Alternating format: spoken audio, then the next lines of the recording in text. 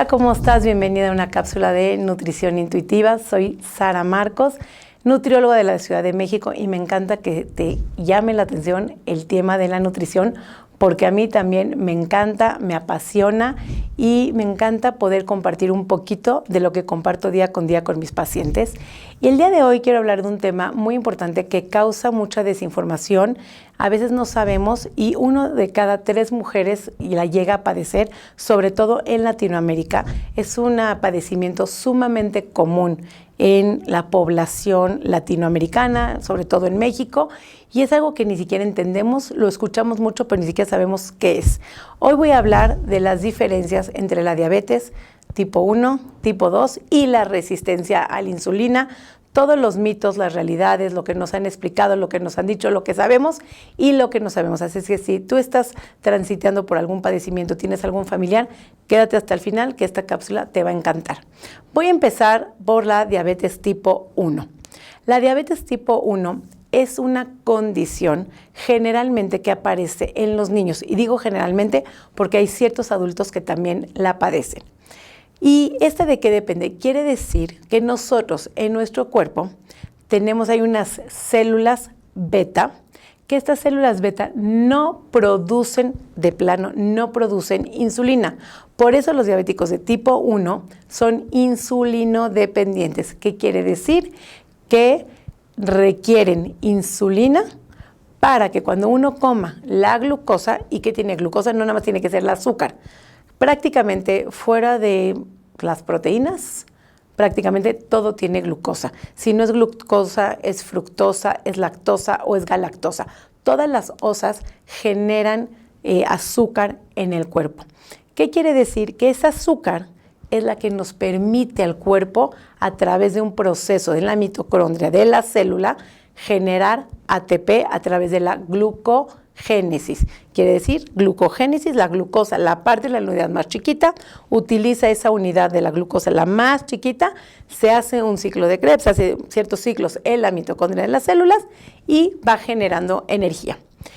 ¿Quiénes son la insulina? La insulina es la que lleva esta unidad pequeña de la glucosa, la va metiendo a la célula. Si en el páncreas nuestras células beta no funcionan correctamente o no hay insulina y no producimos insulina, entonces no hay manera de que la glucosa entre a la célula y entonces esa glucosa se queda circulando en la sangre, y por eso los niveles de glucosa en sangre están sumamente elevados, y normalmente cuando hay diabetes es arriba de 126, 130 en adelante. Hemos visto glucosas de 200, de 250, entonces ahí hay que prestar especial atención e ir con un médico para ver el nivel de glucosa que nos debemos inyectar para que se pueda regular la glucosa en sangre, los niveles bajen y podamos producir energía. Entonces, la diabetes tipo 1 generalmente nacen con esta condición, bien, es meramente genética y se da en los niños y son cuando tienen como sus bombas de insulina, están conectados, etc. Diabetes tipo 2. Sí hay insulina, pero no suficiente. Entonces, dependiendo del grado, si vamos a necesitar inyectar insulina o no, o solamente con ciertas metforminas que lo que hacen es eficientar el funcionamiento de la insulina, ablandar las células para que la entrada de glucosa en las células sea sumamente eficiente. También es importante disminuir y no dije eliminar por completo, porque vivir sin glucosa en el cuerpo, la serotonina se altera, y ahorita les voy a explicar todo el ciclo de serotonina, melatonina y todo lo que sucedería si vivimos en una dieta muy baja en carbohidratos. Pero sí es importante, si ya padecemos ciertas diabetes, definitivamente reducir, no eliminar, la ingesta de carbohidratos simples, que son azúcares simples o panes blancos. Es importante, si vamos a comer un pan o una fruta, que siempre sea integral, arroz integral en la medida que sea posible, pasta integral o pan integral o de granos, y siempre acompañado después de la proteína, después de las verduras y después de las grasas. ¿Para qué? Para generar los menos picos de insulina, y esos picos de insulina hacen que el páncreas sobretrabaje, suelte la poca insulina que tiene y vayamos cansando al páncreas hasta llegar a perder toda la insulina. Entonces, la diabetes tipo 2, y al igual que la 1, se recomienda reducir la ingesta de harinas blancas, y azúcares simples, refrescos, dulces, pasteles, para hacer que el páncreas trabaje lo menos posible y los niveles de glucosa disminuyan junto con los medicamentos que tu médico te vaya recomendando. Ojo, también, además de bajar la ingesta de azúcares simples, es importante hacer ejercicio. El ejercicio se ha notado que ha reducido mucho los niveles de glucosa en sangre. ¿Qué tenemos que hacer? Muy importante, mantener lo mejor de la medida que sea posible controlados los niveles de glucosa en sangre. Esa es la diabetes tipo 1, tipo 2. Voy a pasar a lo que es la resistencia a la insulina, que se presenta, les decía yo, en 1 de cada 3 personas. Es muy común, pero muy poca gente se da cuenta que la padece. ¿Cómo te puedes dar cuenta que la padeces? Muchas tratas de hacer dieta y no bajas de peso, tienes una subida de peso muy repentina, te sientes cansada constantemente. Si comes alguna pasta o un arroz, es de esas veces que necesitas como descansar, o en la tarde te estás quedando dormida, se te cae el pelo, se te debilitan las uñas, todo el tiempo tienes mucho antojo de cosas dulces. Entonces, esos son los síntomas que probablemente, y a lo mejor síndrome ovario poliquístico, también se relaciona mucho con la resistencia a la insulina. Estos son los síntomas que te pueden hacer darte cuenta que probablemente estés transitando una resistencia a la insulina.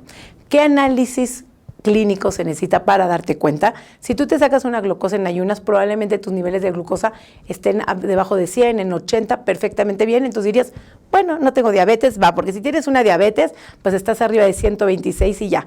¿Qué pasa entre 100 y 126? Se puede llamar una prediabetes, que estás teniendo un bajo eficiente utilización de la glucosa, pero en el caso de la resistencia, la mayoría de los casos su glucosa está debajo de 100, entonces podría pasar desapercibida.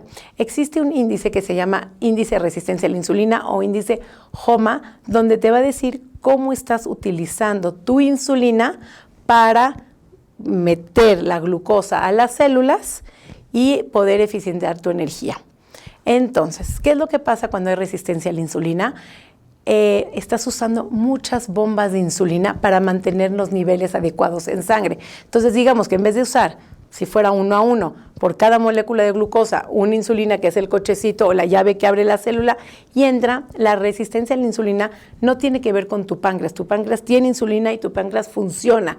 El tema es en la célula. La célula es como si tuviera un caparazón duro, y entonces no abre a la primera llave. Entonces le dice la insulina, ¿qué crees, páncreas? Necesito más llavecitas, necesito más insulina para ver si con 2 o con 3 llaves logramos abrir esta célula y metemos esta molécula de glucosa. Entonces, cuando hay una alta resistencia a la insulina, digamos, cuando hay resistencia a la insulina es arriba de 3, 2.5, de 3 en adelante, hasta hemos visto niveles de 10, de 12, quiere decir que estás usando 12 moléculas de insulina para poder meter por cada glucosa. Tus niveles de azúcar pueden estar bien, repito, sin embargo, estás usando mucha insulina y estás cansando a tu páncreas. ¿Qué se hace para disminuir ese trabajo del páncreas y para utilizar menos insulinas posibles? Se hacen varias cosas. Uno, también disminuir el consumo de glucosas, o cuando uno va a comer una fruta, por un decir, que es la fructosa, o algún pastel, o alguna pizza, algún arroz, siempre acompañado, siempre yo les digo, de mamá y de papá. ¿Quién es mamá y papá? La proteína y las grasas. Sí, por un decir, nunca una manzana en ayunas. Si vas a comer una manzana, importante que la acompañes o de un queso cottage, o de yogurt, o de una trucha, o de atún, o después de una ensalada, una pizza, una pasta. Entonces primero te comes tu ensalada, la carne, tu proteína, y hasta el final dejas el consumo del carbohidrato. Y así evitas nuevamente picos de insulina, y además, entre menos picos de insulina, menos trabajo para tu insulina, para tu páncreas trabajar. ¿Qué estamos haciendo también? El ejercicio. El ejercicio se ha visto que ablanda la pared de la célula y hace mucho más eficiente la utilización de energía, la glucogénesis, ciclo de Krebs, y se desarrolla en energía. Es muy importante siempre el carbohidrato acompañarlo de proteína o de grasas, o comerlo después de esto. Si vas a comer una fruta por la mañana, igual que sea acompañado de un huevo o de alguna proteína, y si vas a comer una fruta, que sea de crema de cacahuate bajo en azúcar, o ciertos tips para que no tengas que estar haciendo picos de insulina constantes.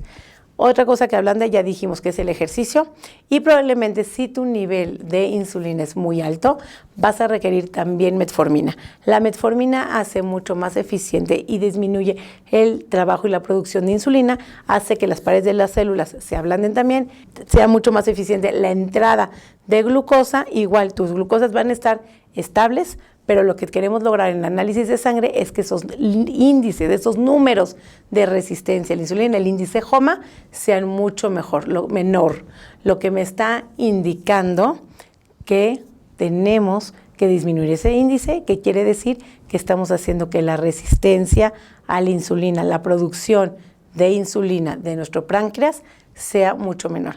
Importante, entonces, repito, para la resistencia, evitar azúcares blancas, carbohidratos refinados, hacer ejercicio, sumamente importante, y en caso de ser necesario, que lo tienes que checar con tu médico, es tomar algún medicamento, ya sea metformina, que es generalmente, o inositol es lo más recomendado, y que es lo que se busca en cuanto a síntomas, que tengas mucho más energía, que duermas mejor, menor caída de pelo, menor debilitamiento de uñas, que estés mucho más despierta y menos cansada. Y entonces, en combinación de estos alimentos, lo que se busca es que tus niveles de glucosa en sangre estén regulares, la insulina sea menor y tengas una vida mucho más prolongada y mucho más estable. Esas son las diferencias entre la diabetes tipo 1, diabetes tipo 2 y resistencia a la insulina.